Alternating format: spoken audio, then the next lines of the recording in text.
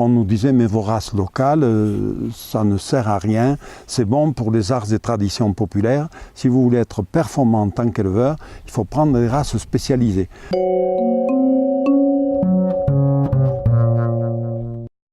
Je parle là des années 70-75. On a compris que pour des régions comme les nôtres, il y avait quand même un milieu naturel qu'il fallait prendre en considération et que si on était décalé par ce milieu naturel, on allait à l'impasse.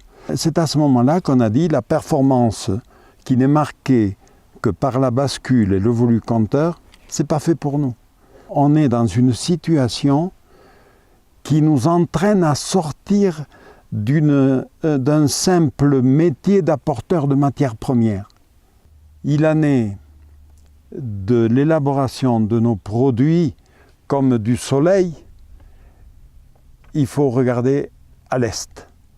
Et on a établi tout de suite des relations avec des régions qui, grâce au concept d'appellation d'origine, avaient obtenu à la fois une valorisation et puis un enracinement très fort qui, il ne faut pas l'oublier, est quand même le rempart majeur par rapport à la délocalisation. Une appellation vous amène d'abord une localisation. Une localisation au niveau de toutes les strates d'évolution du produit, depuis l'éleveur jusqu'à, disons, à la mise à disposition du client.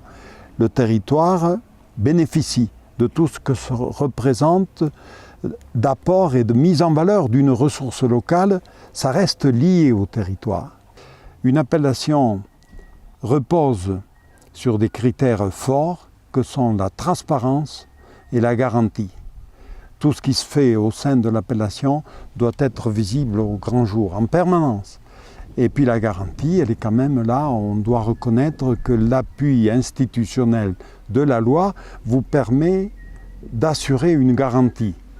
Et au-delà de cela, une appellation donne toute sa valeur à des critères qui rentrent dans la première question que vous m'avez posée et qui consiste à faire ressortir que la qualité, la valeur, l'expression d'un produit ne sont pas seulement liées à ce qu'on appelle les composantes normatives, c'est-à-dire les composantes, la protéine, la matière grasse, des minéraux, etc.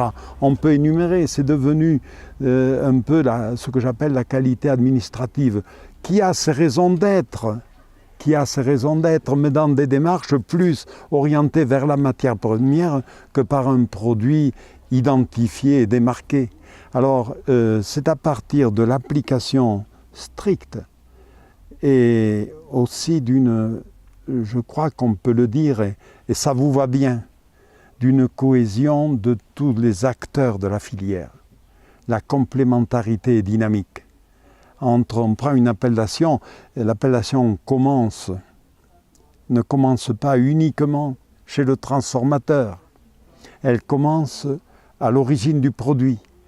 Et c'est une rigueur d'articulation avec toujours le respect de ce qu'est la performance d'une appellation.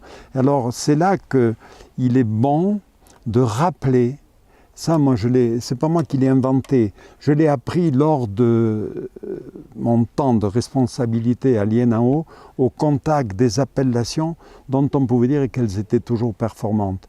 Alors l'expression marquante, elle est difficile à démontrer parce qu'elle ne se mesure pas, elle est immatérielle, s'appuie sur 4 critères que sont les aspects sensoriels. Prenez un consommateur qui n'est pas particulièrement initié et à l'aveugle, il vous distinguera la charcuterie de Quintora.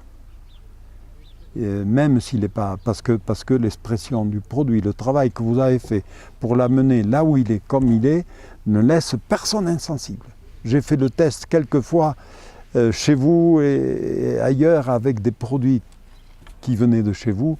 Là, c'est incontournable. Je connais peu d'appellations qui bénéficient de cette capacité de reconnaissance, de distinction de l'initiative du consommateur. C'est là que le produit s'exprime et prend la parole, les aspects sensoriels, les aspects culturels qui nous ramènent au patrimoine.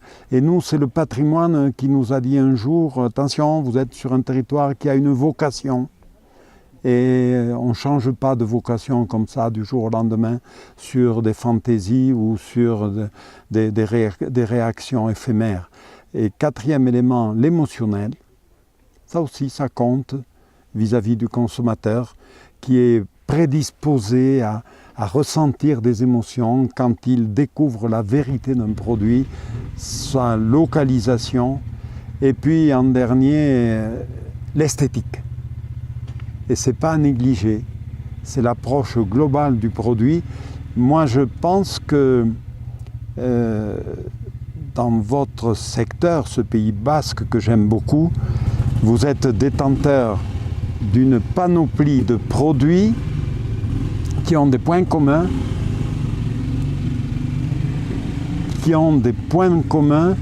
et que on peut retrouver dans ce qu'on appelle le panier du territoire.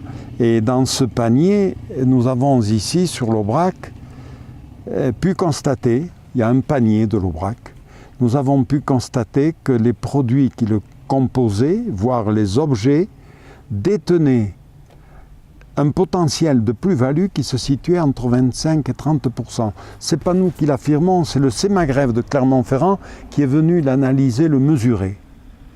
Eh bien, ces 25-30% de mieux, ils sont issus des 4 critères qui, de plus, ont un effet décisif par rapport à l'acte d'achat.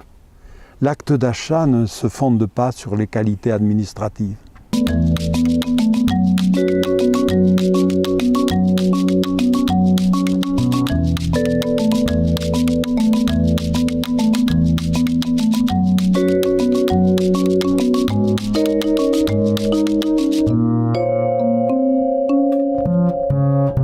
Il y a eu, surtout chez vous, la volonté qui permet à un territoire d'être en permanence dans une expression spécifique.